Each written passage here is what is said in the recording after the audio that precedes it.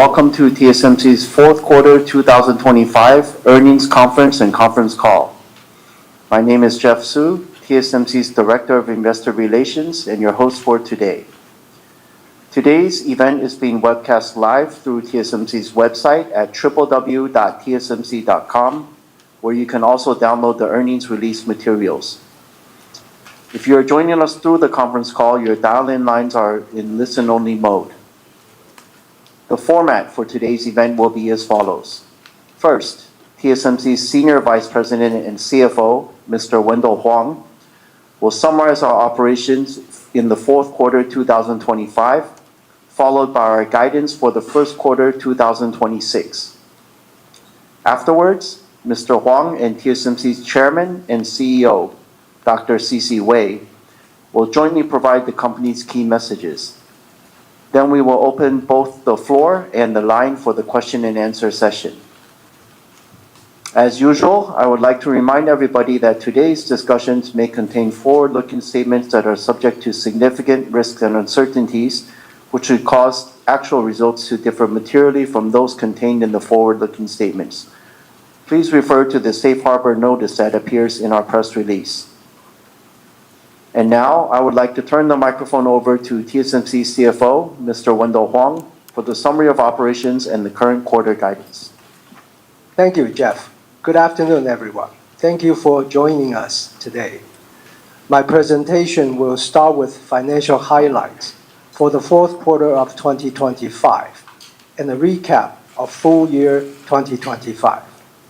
After that, I will provide the guidance for the first quarter of 2026. Fourth quarter revenue increased 5.7% sequentially in NT, supported by strong demand for our leading-edge process technologies. In US dollar terms, revenue increased 1.9% sequentially to $33.7 billion, slightly ahead of our fourth quarter guidance. Gross margin increased by 2.8 percentage points sequentially to 62.3%, primarily due to cost improvement efforts, favorable foreign exchange rates, and a high capacity utilization rate. The operating expenses accounted for 8.4% of net revenue, compared to 8.9% in third quarter of 2025, due to operating leverage. Thus, operating margin increased sequentially by 3.4 percentage points to 54%. Overall, our fourth quarter EPS was 19.5 NT, and ROE was 38.8%. Now let's move on to revenue by technology. 3-nanometer process technology contributed 28% of wafer revenue in the fourth quarter, while 5-nanometer and 7-nanometer accounted for 35% and 14% respectively. Advanced technologies, defined as 7-nanometer and below, accounted for 77% of wafer revenue. On a full-year basis, 3-nanometer revenue contribution came in at 24% of 2025 wafer revenue, 5-nanometer 36%, and 7-nanometer 14%. Advanced technologies accounted for 74% of total wafer revenue, up from 69% in 2024. Moving on to revenue contribution by platform. HPC increased 4% quarter over quarter to account for 55% of our fourth quarter revenue. Smartphone increased 11% to account for 32%. IoT increased 3% to account for 5%. Automotive decreased 1% to account for 5%, while DCE decreased 22% to account for 1%. On a full-year basis, HPC increased 48% year-over-year. Smartphone, IoT, and automotive increased by 11%, 15%, and 34% respectively, in 2025, while DCE remains flat. Overall, HPC accounted for 58% of our 2025 revenue. Smartphone accounted for 29%. IoT accounted for 5%. Automotive accounted for 5%. And DCE accounted for 1%. Moving on to the balance sheet. We ended the fourth quarter with cash and marketable securities of 3.1 trillion NT, or $98 billion. On the liability side, current liabilities increased by 182 billion NT quarter over quarter, mainly due to the increase of 95 billion in accrued liabilities and others, and the increase of 61 billion from the reclassification of bonds payable to current portion. In terms of financial ratios, accounts receivable days increased by 1 day to 26 days. Inventory days remain steady at 74 days. Regarding cash flow and CapEx, during the fourth quarter, we generated about 726 billion NT in cash from operations, spent 357 billion in CapEx, and distributed 130 billion for first quarter 25 cash dividend. Overall, our cash balance increased 297 billion NT to 2.8 trillion at the end of the quarter. In US dollar terms, our fourth quarter capital expenditures total 11.5 billion. Now let's look at the recap of our performance in 2025. Thanks to the strong demand for our leading-edge process technologies, we continue to outperform the foundry industry in 2025. Our revenue increased 35.9% in US dollar terms to 122 billion, or increased 31.6% in NT dollar terms to 3.8 trillion. Gross margin increased 3.8 percentage points to 59.9%, mainly reflecting a higher capacity utilization rate and cost improvement efforts, partially offset by an unfavorable foreign exchange rate and margin dilution from our overseas fabs. With operating leverage, our operating margin increased 5.1 percentage point to 50.8%. Overall, full-year EPS increased 46.4% to 66.25 NT, and ROE increased 5.1 percentage point to 35.4%. In 2025, we generated 2.3 trillion NT in operating cash flow, spent 1.3 trillion NT, or $40.9 billion on capital expenditures. As a result, free cash flow amounted to 1 trillion NT, up 15.2% from 2024. Meanwhile, we paid 467 billion NT in cash dividends in 2025, up 28.6% year over year, as we continue to increase our cash dividend per share. TSMC shareholders receive a total of 18 NT cash dividend per share in 2025, up from 14 NT in 2024, and they will receive at least 23 NT per share in 2026. I have finished my financial summary. Now let's turn to our current quarter guidance. We expect our business to be supported by continued strong demand for our leading-edge process technologies.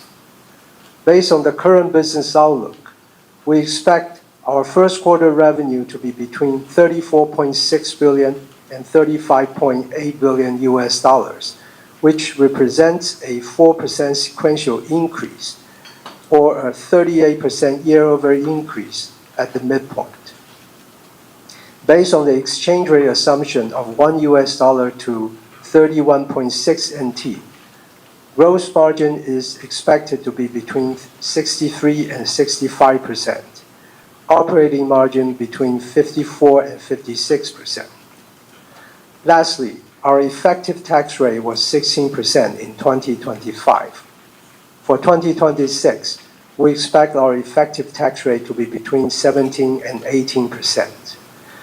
This concludes my financial presentation. Now, let me turn to our key messages. I will start by talking about our fourth quarter 25 and first quarter 26 profitability.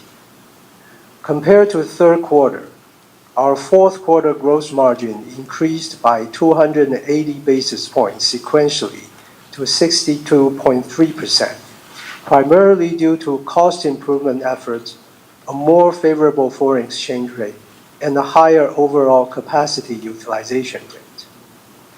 Compared to our fourth quarter guidance, our actual gross margin exceeded the high end of the range provided 3 months ago by 130 basis points, mainly as we delivered better than expected cost improvement efforts. In addition, the actual fourth quarter exchange rate was $1 to 31.01 NT, as compared to our guidance of $1 to 30.6 NT. We have just guided our first quarter gross margin to increase by 170 basis points to 64% at the midpoint, primarily driven by continued cost improvement efforts, including productivity gains and a higher overall capacity utilization rate, partially offset by continued dilution from our overseas fab. Looking at full year 2026, given the 6 factors, there are a few puts and takes I would like to share. On the one hand, we expect our overall utilization rate to moderately increase in 2026. N3 gross margin is expected to cross over to the corporate average sometime in 2026, and we continue to work hard to earn our value. In addition, we are leveraging our manufacturing excellence to drive greater productivity in our fabs to generate more wafer output. We are also increasing across-node capacity optimization, which includes flexible capacity support among N7, N5, and N3 nodes to support our profitability. On the other hand, as the scale of our overseas expansion grows, we continue to forecast the gross margin dilution from the ramp-up of overseas fabs in the next several years to be between 2 to 3% in the early stages and widen to 3 to 4% in the latter stages. Furthermore, the initial ramp-up of our 2-nanometer technology will start to dilute our gross margin in the second half of the year, and we expect between 2 to 3% dilution for the full year of 2026. Finally, we have no control over the foreign exchange rate, but that may be another factor in 2026. Next, let me talk about our 2026 capital budget and depreciation. At TSMC, a higher level of capital expenditures is always correlated to the high growth opportunities in the following years. With our strong technology leadership and differentiation, we are well positioned to capture the multi-year structural demand from the industry megatrends of 5G, AI, and HPC. In 2025, we spent $40.9 billion as compared to $29.8 billion in 2024, as we began to raise our level of capital spending in anticipation of the growth that will follow in the future years. In 2026, we expect our capital budget to be between $52 billion and $56 billion as we continue to invest to support our customers' growth. About 70 to 80% of the 2026 capital budget will be allocated to advanced process technologies. About 10% will be spent for specialty technologies, and about 10 to 20% will be spent for advanced packaging, testing, mask making, and others. Our depreciation expense is expected to increase by high teens % year-over-year in 2026, mainly as we ramp our 2-nanometer technologies. Even as we invest in the future growth with this level of CapEx spending in 2026, we remain committed to delivering profitable growth to our shareholders. Finally, let me talk about TSMC's long-term profitability outlook. As a foundry, our biggest responsibility is to support our customers' growth, and we always view them as partners. Having said that, we are in a very capital-intensive business. In the last 5 years alone, our CapEx total $167 billion. Our R&D investments total $30 billion.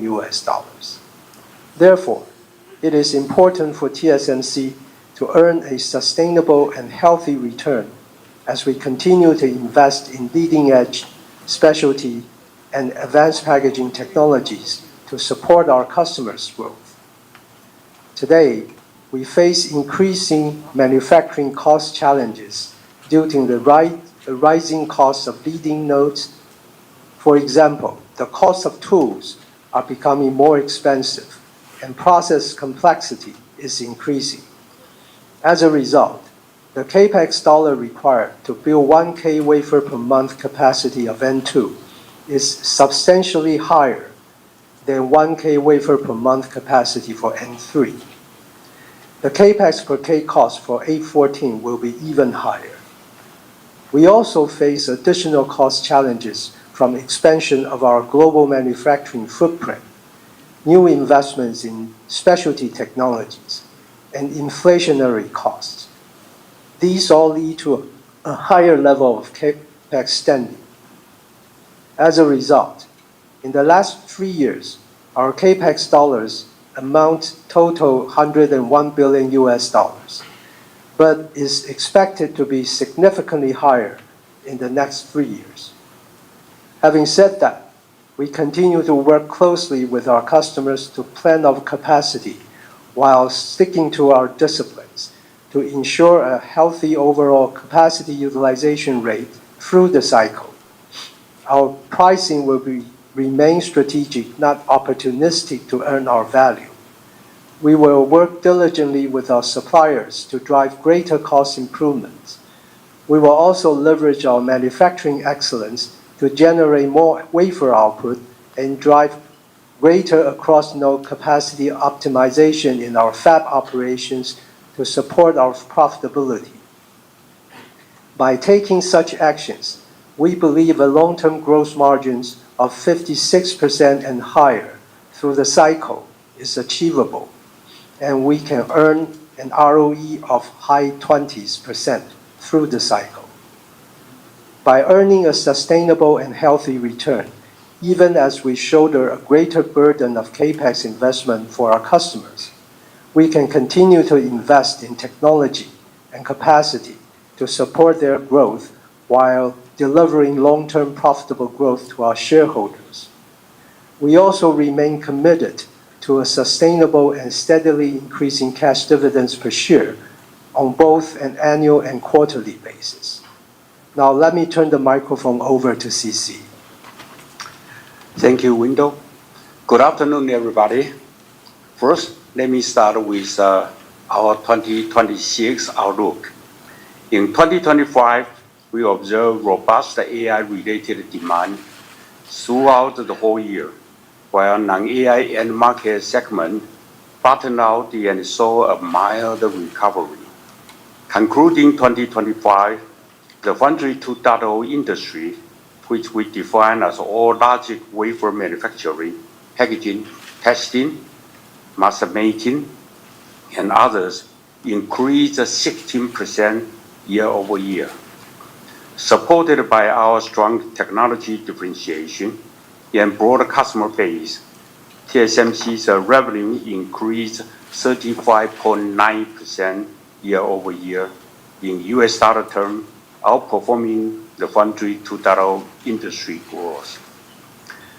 Entering 2026, we understand there are uncertainties and risks from the potential impact of tariff policies and rising component prices, especially in consumer-related and price-sensitive yet market segment.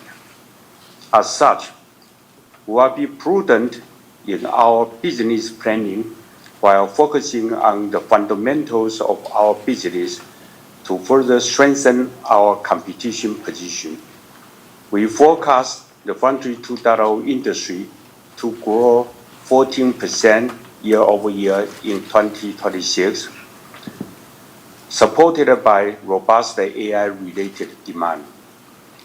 Underpinned by strong demand for our leading-edge specialty and advanced packaging technologies, we are confident we can continue to outperform the industry growth. We expect 2026 to be another strong growth year for TSMC and forecast our full-year revenue to increase by close to 30% in US dollar terms. Next, let me talk about the AI demand and TSMC's long-term growth outlook. Recent development in the AI market continue to be very positive. Revenue from AI accelerator accounted for high teens % of our total revenue in 2025. Looking ahead, we observe increasing AI model adoption across consumer, enterprise, and sovereign AI segment. This is driving need for more and more computation, which supports the robust demand for leading-edge silicon. Our customers continue to provide us with their positive outlook.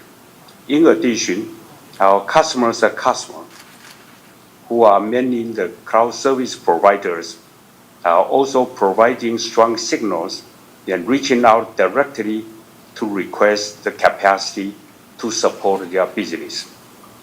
Thus, our conviction in the multi-year AI megatrend remains strong, and we believe the demand for semiconductor will continue to be very fundamental.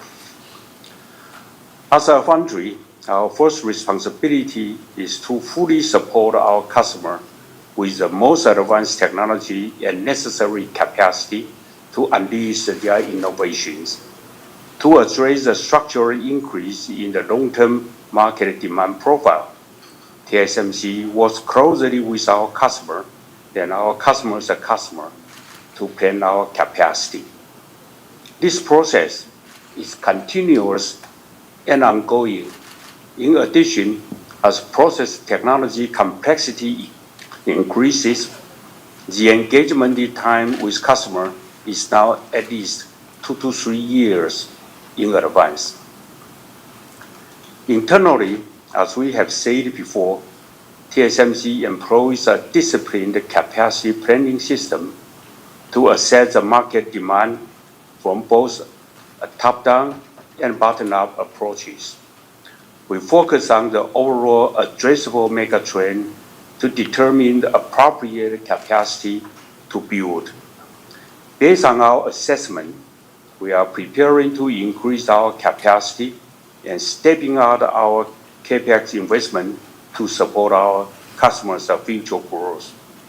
We are also putting forward the existing fab schedule to the extent possible, both in Taiwan and in Arizona. We are also leveraging our manufacturing excellence to drive greater productivity in our fabs to generate more output, convert N5 capacity to support N3 wherever necessary, and focus on capacity optimization across nodes to maximize the support to our customers. Based on our planning framework, we raise our forecast for the revenue growth from AI accelerator to approach a mid to high 50% CAGR for the 5 years period from 2024 to 2029. Underpinned by our technology differentiation and broad customer base, we now expect our overall long-term revenue growth to approach 25% CAGR in US dollar terms for the 5 years period starting from 2024. While we expect AI accelerators to be the largest contributor in terms of our incremental revenue growth, our overall revenue growth will be fueled by all four of our growth platforms, which are smartphone, HPC, IoT, and automotive in the next several years. As the world's most reliable and effective capacity provider, we will continue to work closely with our customers to invest in leading-edge, specialty, and advanced packaging technologies to support their growth. We will also remain disciplined in our capacity planning approach to ensure we deliver profitable growth for our shareholders. Now, let me talk about TSMC's global manufacturing footprint update. All our overseas decisions are based on our customers' need, as they value some geographic flexibility and a necessary level of government support. This is also to maximize the value for our shareholders. With a strong collaboration and support from our leading U.S. customers and the U.S. federal, state, and city government, we are speeding up our capacity expansion in Arizona and executing well to our plan. Our first fab has already successfully entered high-volume production in 4Q24. Construction of our second fab is already complete, and tool moving and installation is planned in 2026. Due to the strong demand from our customers, we are also putting forward the production schedule and now expect to enter high-volume manufacturing in the second half of 2027. Construction of our third fab has already started, and we are in the process of applying for permits to begin the construction of our fourth fab and first advanced packaging fab. Furthermore, we have just completed the purchase of a second large piece of land nearby to support our current expansion plan and provide more flexibility in response to the very strong multi-year AI-related demand. Our plan will enable TSMC to scale up an independent GigaFab cluster in Arizona to support the needs of our leading-edge customers in smartphone, AI, and HPC applications. Next, in Japan, thanks to the strong support from the Japan Central, Prefecture, and the local government, our first specialty fab in Kumamoto has already started volume production in late 2024 with very good yield. The construction of our second fab has started, and the technologies and ramp schedule will be based on our customers' needs and market conditions. In Europe, we have received strong commitment from the European Commission and the German federal, state, and city governments. Construction of our specialty fab in Dresden, Germany, is progressing in our plan. The ramp schedule will be based on our customers' needs and market conditions. In Taiwan, with support from Taiwan government, we are preparing multiple phases of 2 nanometers fabs in both Hsinchu and Kaohsiung Science Park. We will continue to invest in leading-edge and advanced packaging facilities in Taiwan over the next few years. By expanding our global footprint while continuing to invest in Taiwan, TSMC can continue to be the trusted technology and capacity provider of the global logic industry for years to come. Last, let me talk about N2 and A16 status. Our 2nm and A16 technologies lead the industry in addressing the insatiable demand for energy-efficient computing, and almost all the innovators are working with TSMC. N2 successfully entered high-volume manufacturing in 4Q 2025 at both our Hsinchu and Kaohsiung sites with good yield. We are seeing strong demand from smartphone and HPC AI applications and expect a fast ramp in 2026. With our strategy of continuous enhancement, we also introduced N2P as an extension of N2 family. N2P features further performance and power benefit on top of N2, and volume production is scheduled for the second half of this year. We also introduced A16 featuring our best-in-class superpower rail, or SPR. A16 is best suitable for specific HPC products with complex signal route and dense power delivery network. Volume production is on track for second half 2026. We believe N2, N2P, A16, and its derivatives will prepare our N2 family to be another large and long-lasting node for TSMC, while further extending our technology leadership position well into the future. This concludes our key message, and thank you for your attention. Thank you, Wendell. Thank you, CC. This does conclude our prepared statements. So before we begin the Q&A session, I would like to remind everybody to please limit your question to 2 at a time to allow all the participants an opportunity to ask their questions. Questions will be taken both from the floor and from the call. Should you wish to raise your question in Chinese, I will translate it to English before our management answers your question. For those of you on the call, if you'd like to ask a question, please press the star, then 1 on your telephone keypad now. Questions will be taken in the order they were received. If at any time you'd like to remove yourself from the questioning queue, please press star 2. So now let's begin the question and answer session. I think we'll take the first few questions from the floor here. So why don't we start over here with Gokul Hariharan from JP Morgan. Thank you. Thank you, and Happy New Year.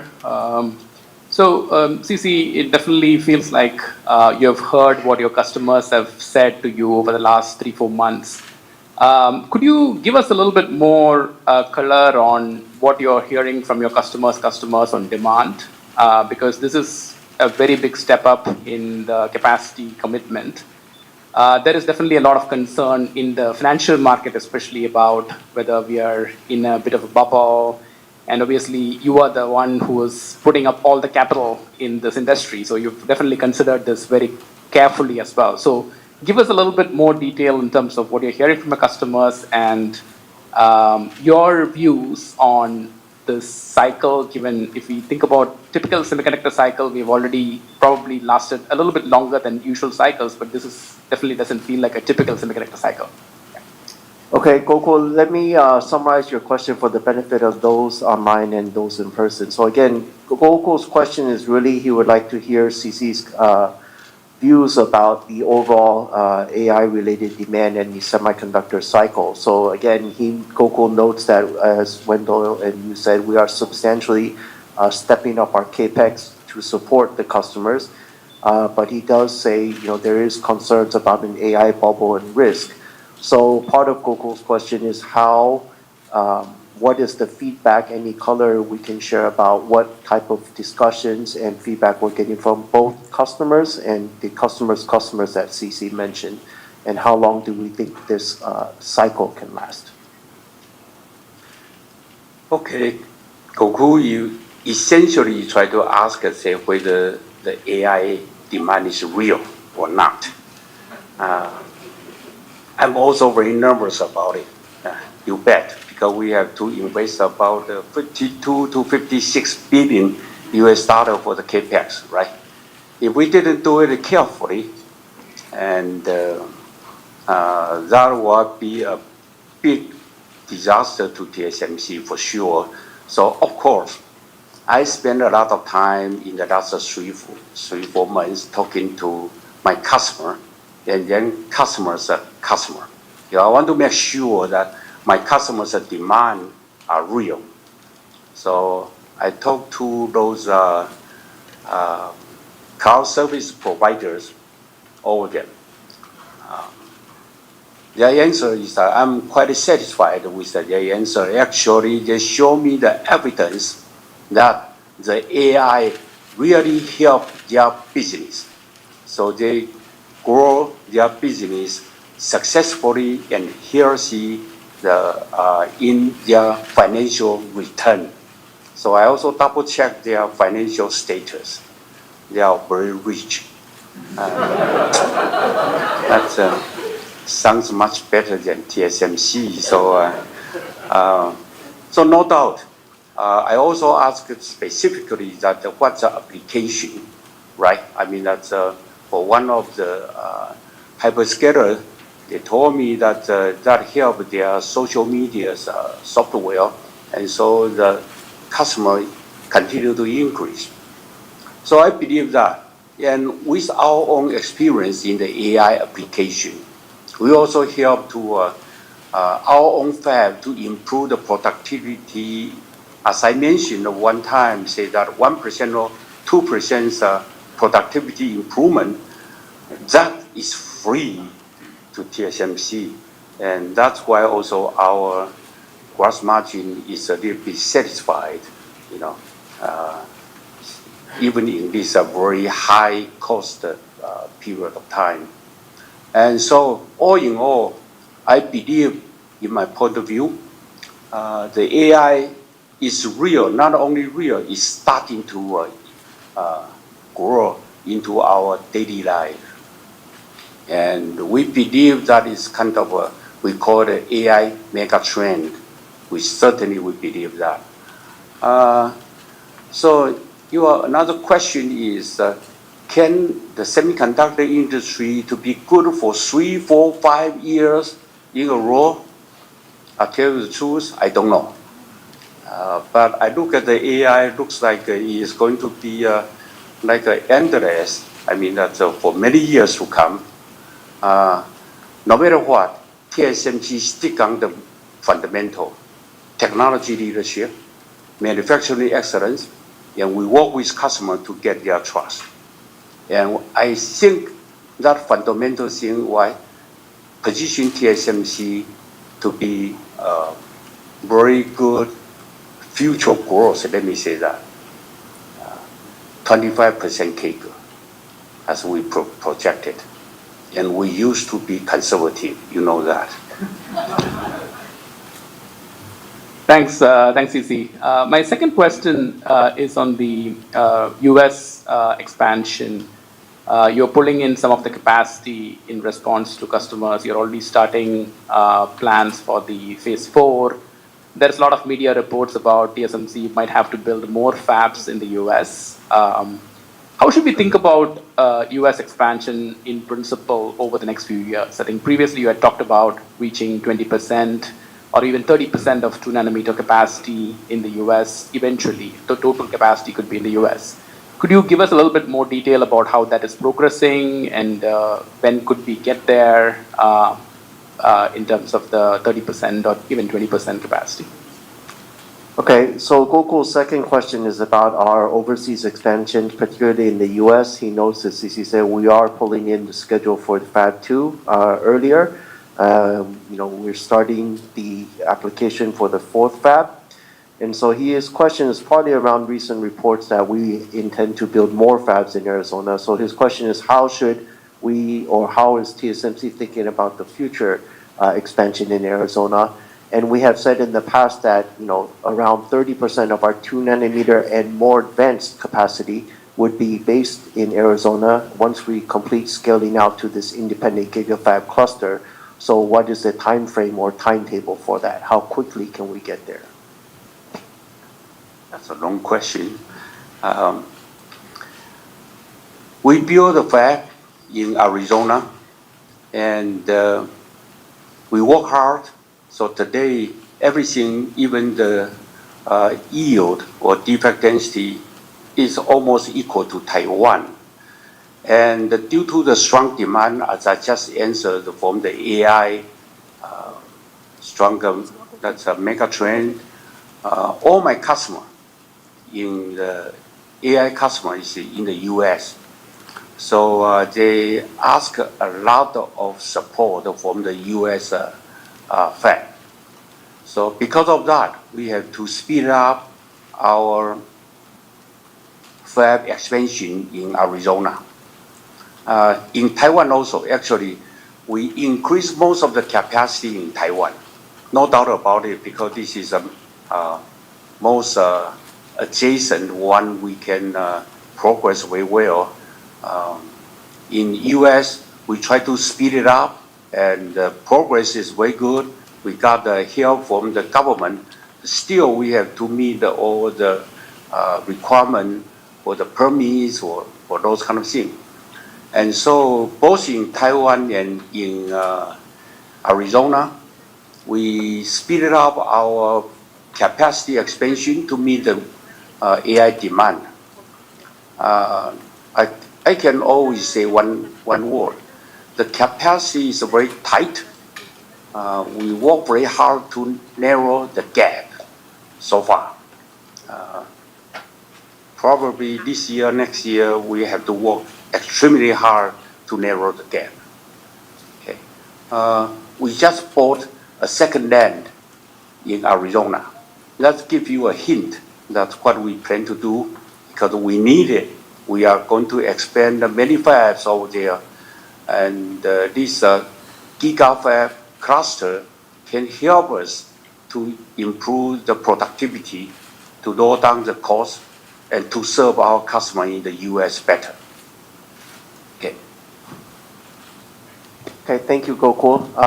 Let's move over here next to Laura Chen from Citibank, please. Thank you. Thank you, CC and Wendell, for very comprehensive outlook briefing, and also congratulate for the great result. Of course, we see that the AI semiconductor growth has seen very strong growth, and I believe all of your customers very desperate to ask more capacity support from TSMC. But I'm just wondering, how does TSMC evaluate the potential power electricity supply for data center? So other than that, the chips we can discuss with our customers, I think for the overall infrastructure build up for data center, a lot of factor also very important. Just want to understand more, how does TSMC evaluate those key factors for the AI infrastructure build up? That's my first question. Okay, so Laura's first question is around the AI demand. She notes again, as we said, AI megatrend and the growth is very strong, and customers and ourselves are strong believers. But when we do our planning, how do we, balance this against the other considerations? Do we look at things, for example, I think Laura's question is power, electricity, grid availability, to basically assess, is this included as part of our planning process? Do we factor such things in? Well, Laura, let me tell you first. I worry about the electricity in Taiwan first. I need to have a lot of enough electricity so I can start to expand the capacity without any limitation. But talking about build a lot of AI data center all over the world, I use one of my customers I answer, because I asked the same question. They told me that they planned this one 5-6 years ago already. So, as I said, those cloud service providers are smart, very smart. If I knew that, I would, anyway. So, they say that they work on the power supply 5-6 years ago. So today, their message to me is silicon from TSMC is a bottleneck, and ask me not to pay attention to all others, because they have to solve the silicon bottleneck first. But indeed, we look at the power supply, all over the world, especially in the U.S. Not only that, we also look at who support those kind of power supply, like a turbine, like nuclear power plant, the plant, or those kind of things. We also look at the supply of the rack. We also look at the supply of the cooling system. Everything, so far, so good. So we have to work hard to narrow the gap between the demand and supply from TSMC. Did that answer your question? That's great to know that it will not be the constraints for the further AI developments. Yeah, thank you. And my second question is on the leading edge advanced packaging. Wendell, can you remind us that what would be the revenue contribution last year for the advanced packaging overall? First of all, we see that I recall that in the past that the capex for leading edge advanced packaging roughly about 10%. Yeah, but now it could be up to like 20%. So I'm just wondering that for the expansion, can you give us more detail about what kind of the plans you are looking for? Will you focus more on like a 3D IC, SOIC, or you also start to work on more advanced like a panel base in the longer term?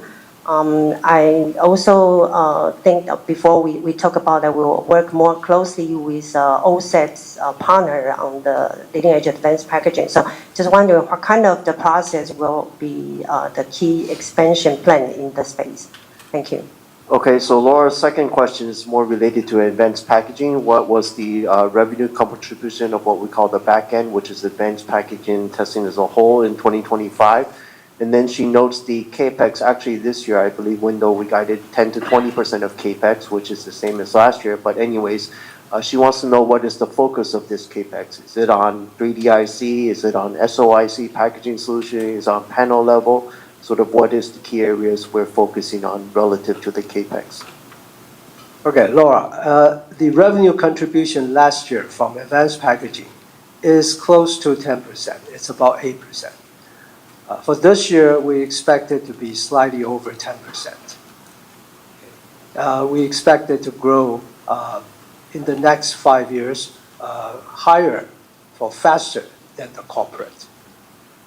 And the CAPEX, yes, you're right, in the past is about 10%, lower than 10%. Now we're saying advanced packaging together with mass making and others accounted for between 10 to 20%. So you can see that the investment amount is higher. And we're investing in areas in advanced packaging where our customers need. So the areas that you mentioned, basically, we continue to invest. Thank you, Wendell. Okay, let's move on to Charlie Chan from Morgan Stanley here. Thanks, Jeff. Happy New Year, CC and Wendell. So first of all, amazing results and guidance. Congratulations to the management team. So my first question is about outside of AI, what do you see for those end markets, right? You talked about the memory costs, etc. So can you give us some kind of your underlying assumption for PC shipments, smartphone shipments, etc.? And also, in your HPC, there are some other pieces like networking and the general servers. Can you comment about the growth potential for those segments? Thank you. Okay, Charlie's first question is very specific. Well, generally, he wants to know about how do we see the non-AI demand, especially in the context where the certain component costs, such as memory costs, are rising. So he wants to know what do we see the impact on the PC and smartphone markets in terms of shipments. He's also asking very specifically, what about networking? What about general server? Each these different segments. Well, Charlie, those although we say is called non-AI, but actually they're related to AI. You know that, right? Because the networking processor, you still need to have AI data to scale up or scale out. Those are the networking switches or those kind of things. It still grow very strong. As for PC or the smartphone, to tell the truth, we expect a higher memory supply, so we expect the unit growth will be very minimal. But for TSMC, we did not feel our customers change their behavior. Then we look at it, and then we find out that we supply most of the high-end smartphones. The high-end smartphone is less sensitive to the memory supply. So the demand is still strong. Using one sentence, I like to say, we still try very hard to narrow the gap. We have to supply a lot of wafers to them also. Thanks, C.C. I think that's very consistent with your 5-year CAGR outlook for all the 4 segments. And my second question is about the Intel's foundry competition. I think U.S. President seems to be very happy with Intel's recent progress, and even mentioned 2 of your key customers, right? NVIDIA, Apple may have some partnership with Intel Foundry. Should we concerned about this so-called competition, and what TSMC can really do to mitigate or avoid a potential market share loss at those key U.S. customers, not limited to the 2 customers I just mentioned? Thank you.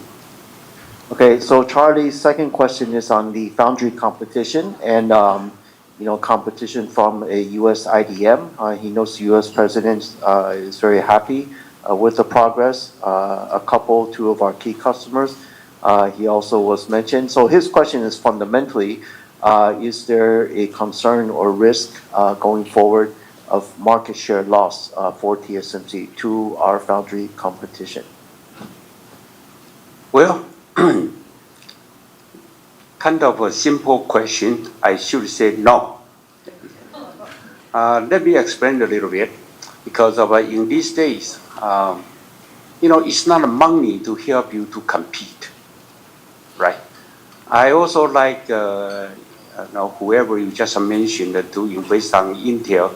I like them to invest on TSMC also. But the most fundamental thing is, let me share with you. Today's technology is so complicated. So once you want to design a very complete or advanced technology, it takes 2 to 3 years to fully utilize that technology. That's today's situation.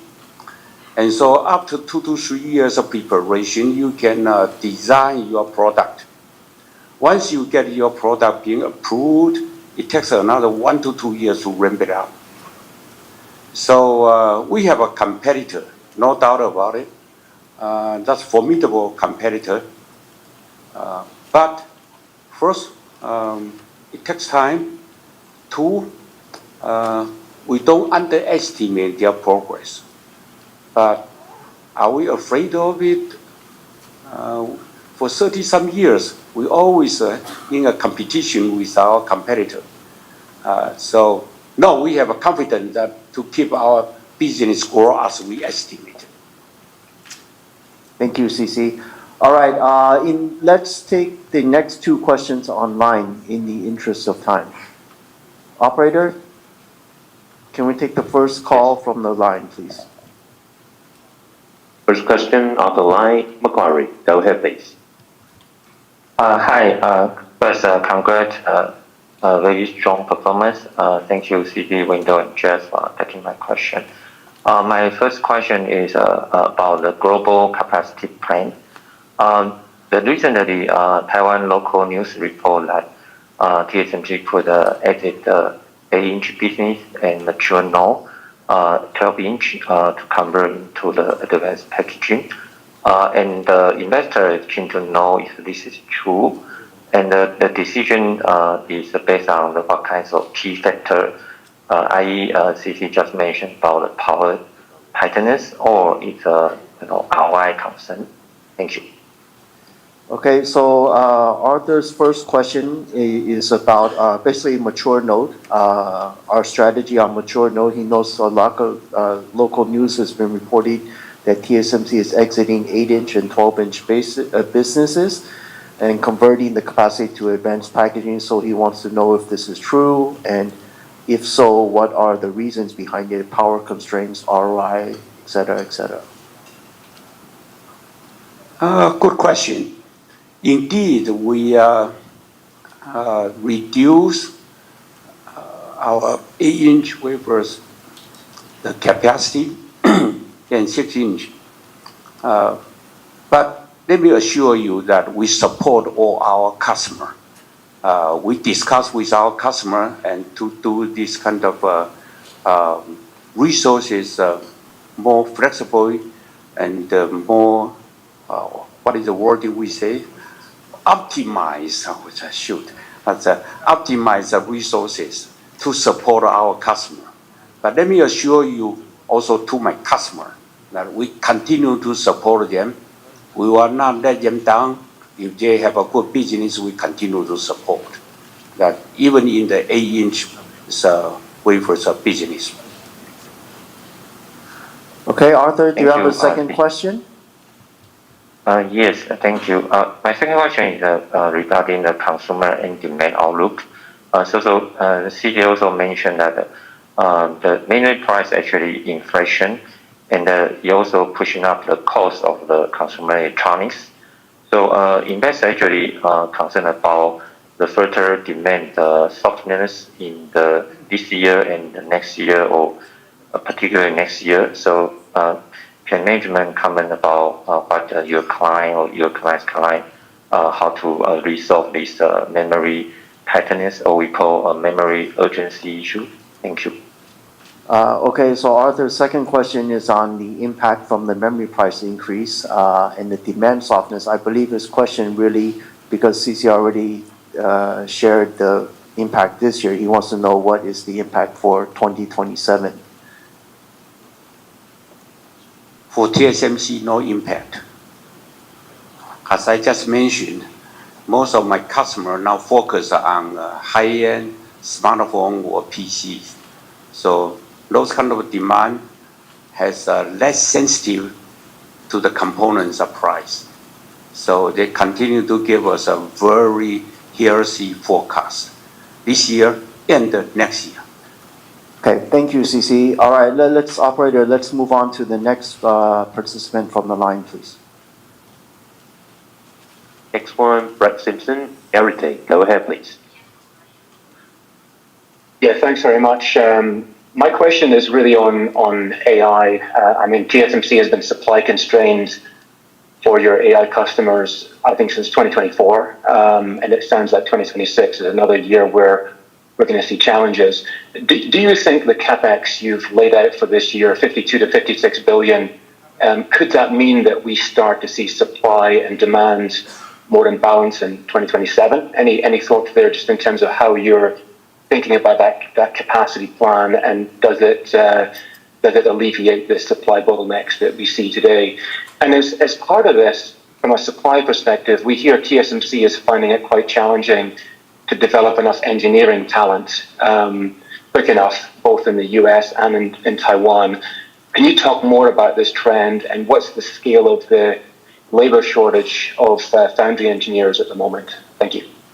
Okay, so Brett's first question is related around AI and our capacity. So he notes the supply looks to continue to be tight in 2026, but with these significant step up in our capex to support the customers, 52 to 56 billion, do we expect the supply demand, or the gap, so to speak, to be more balanced in 2027? And then is engineering resources, fab engineers, a constraint or a bottleneck for us in making these expansions, whether in Taiwan or the US? Okay, let me answer this question first. If you build a new fab, it takes 2 to 3 years to build a new fab. So even we start to spend the 52 to 56 billion, the contribution to this year, almost none, and to 2027, a little bit. So we are looking for 2028, 2029 supply.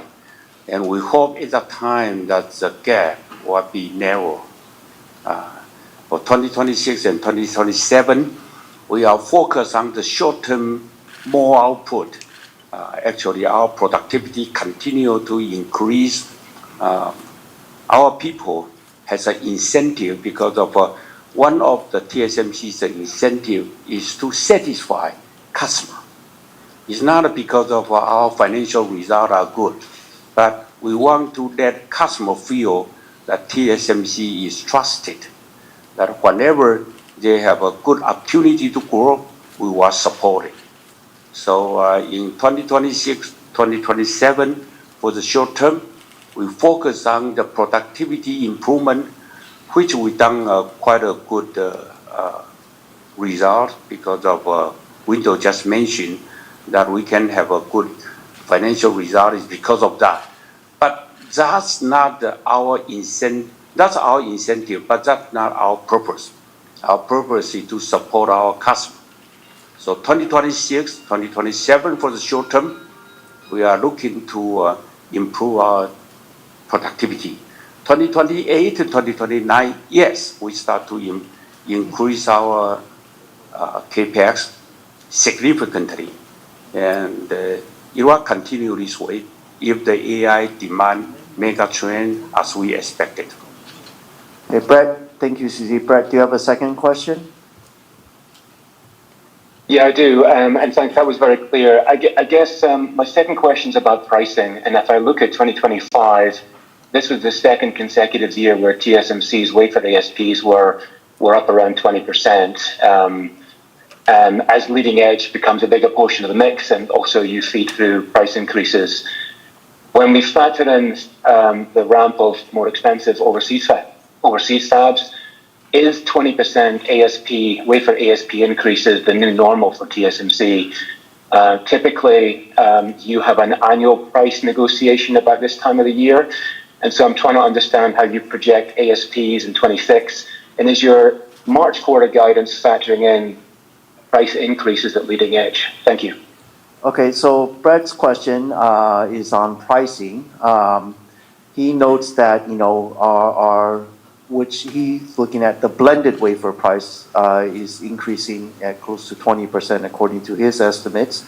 Of course, that's blended both on price and mix, but, you know, it's a leading edge, and also we have mentioned earning our value.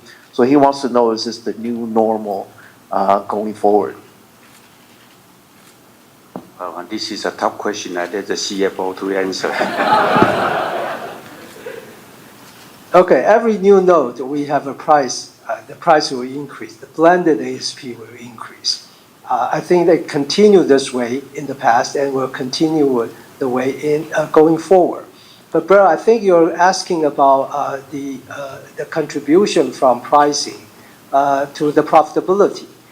Now, as we mentioned before, the profitability, there are 6 factors affecting the profitability, and price is just one of them. And of course, we continue trying to earn our value. But in fact, in the last few years, the pricing benefits to the profitability was just enough to cover the inflation cost from tools, equipment, materials, labor, etc.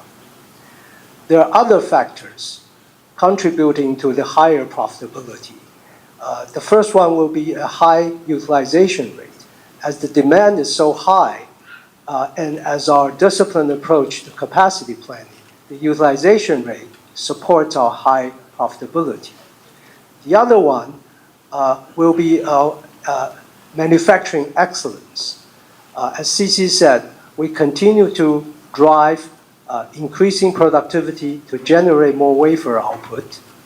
Also, we continue to drive optimization capacity among nodes, which includes converting part of the N5 to N3.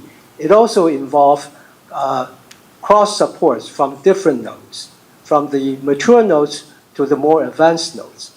That is a very important advantage of TSMC.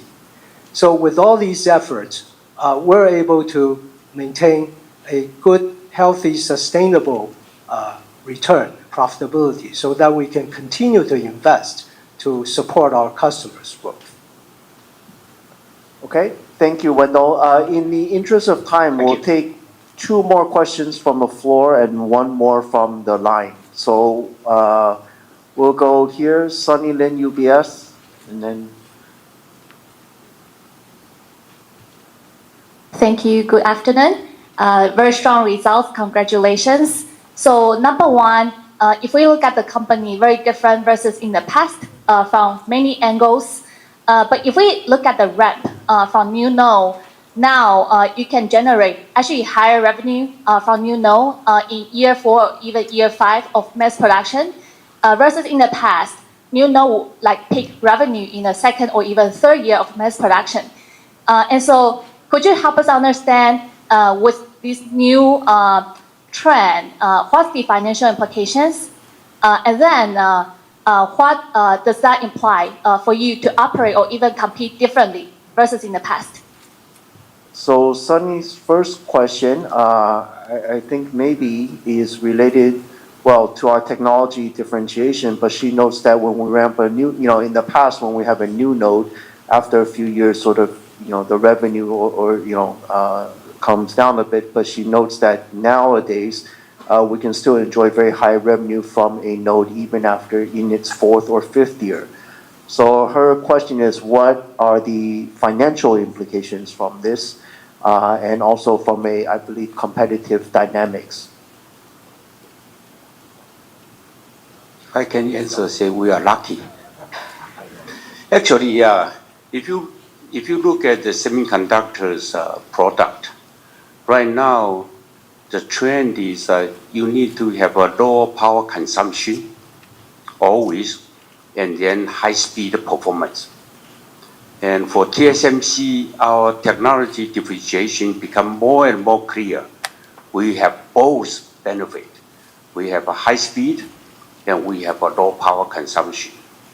And so our leading-edge customer, the first wave, the second wave, the third wave continue to come, and so that sustain the demand for a long, long time. That's a difference. Of course, this one, you need to have technology leadership, and which the technology leadership much easier to say, but every year you have to improve. As we said, we have a N2, N2P, and then you won't be surprised, and the third one will be N2 something, and continuously. And so that one gives us the benefit and to support our customers a continuous innovation. And so they continue to stay with TSMC, and so their product can be very competitive in the market. So that answers the question, say that, once we got the peak revenue and did not decrease, it's continuous because second wave, third wave, customer continue to join. Thank you very much, CC. And then maybe a question on 2 nanometer, which you see meaningful revenue coming through in 2026. And so in the past, you guide like how much a new node will contribute to sales for the year. And so any expectations on the revenue contribution from 2 nanometer in 2026? And then I recall in terms of process migration, a few years ago, there were lots of concerns on increasing cost per transistor. And that obviously is not declining from 5 nanometer. But then now looking at 2 nanometer, I think process migration seems to be reaccelerating, even for smartphone and PC. And then with larger demand coming from high-performance compute. And so maybe based on your feedback from clients, maybe for smartphone and PC clients, why are they reaccelerating process migration into 2 nanometer? Okay, so Sunny's second question very quickly in 2 parts. 2 nanometer, as we said, is a fast ramp in 2026. Very strong customer interest and demand. So what do we have any revenue percentage to guide for in 2026? Yeah, Sunny, the 2 nanometer will be a bigger node than 3 nanometer from the start. Okay. But it's less meaningful nowadays to talk about the percentage of revenue contribution when the new node starts, because the corporate as a whole, the revenue has become much bigger than before. So yeah, revenue dollar, it's a bigger node, but percentage-wise, less meaningful. And then the second part of Sunny's question from a technology perspective, as you know, she noted increasing cost per transistor, as we said, capex per K going higher. So her question very simply, what's the value? What's driving, smartphone, HPC customers actually to see, we're seeing a widening out of the adoption of N2. So what is the value that it's providing that the customers are willing to adopt N2? I already answered the question, right? Because of now the whole product is looking for low power consumption and high speed performance. And our technology can provide that value. I also say that every year we improve.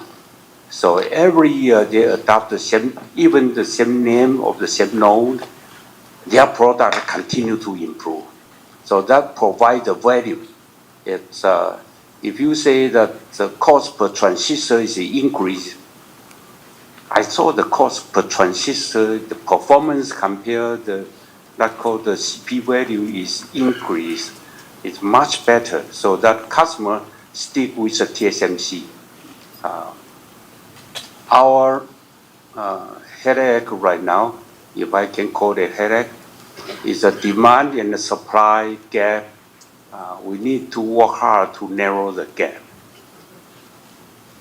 Very clear. Okay. Thank you. Thank you. Operator, can we take the last call from the line, and then we'll take one last one from the floor. Next one, Krish Sankar, TD Cowen. Go ahead, please.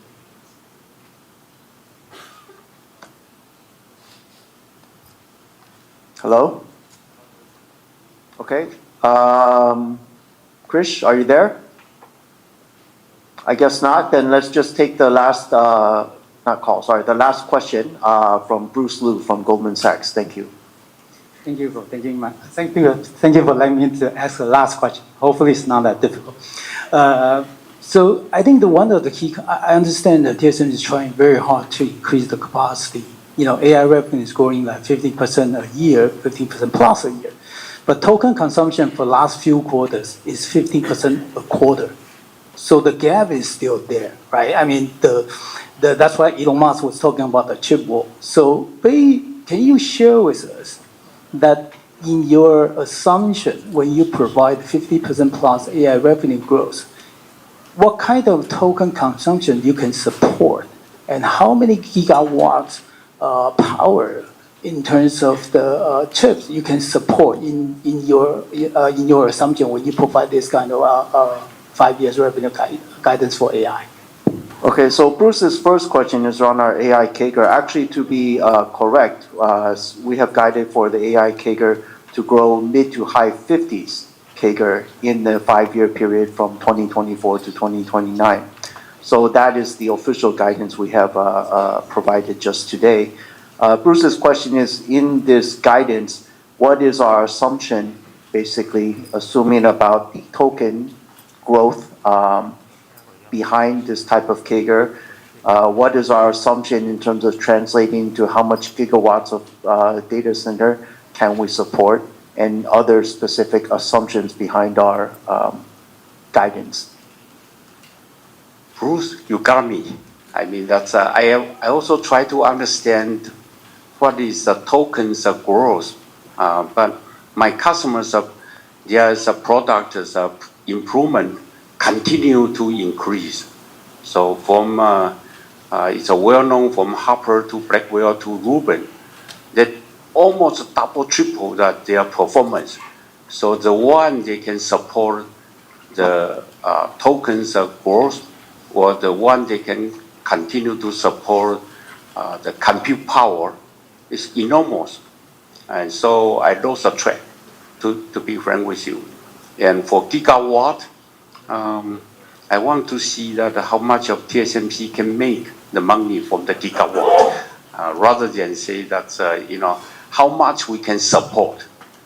Today, from my point of view, still the bottleneck is TSMC's wafer supply, not the power consumption, not yet. So we also look at carefully. To answer your question, say that the TSMC's wafer can support how much of the gigawatt, still not enough. They still have an abundance of power supply in the US. Okay, my next question is for the CapEx, right? I want to double check with what I just heard that CC was talking about like 2027, the CapEx will be more for the productivity improvement, but 28, 29 may be meaningfully higher. So I do recall that in 2021, TSMC provided 3 years for $100 billion CapEx to support like structural growth. Now the demand is even stronger. Based on that, can we do 3 years, 200 billion CapEx for next 3 years? You know, the math sounds doable. Okay, so well, first a slight clarification because CC was talking about this year we have substantially, stepping up our capex investment, but CC also mentioned it takes 2 to 3 years to build capacity. So in terms of Bruce's question, do we say 2027 significant step up in capex? I think we're saying it takes time for that capacity to come out. So that's the first part.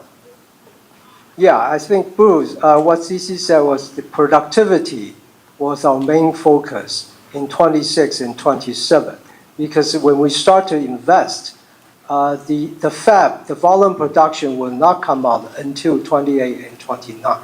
So the dollar amount invested today is for 2 years or even in the future. And CAPEX dollar amount, as I said, in the last 3 years, 101 billion. In the next 3 years, significantly higher. I'm not going to share with you the number, but significantly higher. Yeah. So I think Wendell has addressed at least both parts of Bruce's question. Okay? So again, thank you. So again, thank you everyone. This does conclude our Q&A session. Before we conclude today's conference, please be advised that the replay of the conference will be accessible within 30 minutes from now. The transcript will become available 24 hours from now, and both are available or will be available through TSMC's website at www.tsmc.com. So again, thank you everyone for taking the time to join us today. We certainly would like to wish everyone a happy new year. We hope everyone continues to stay well and you will join us again next quarter. Thank you, goodbye, and have a good day.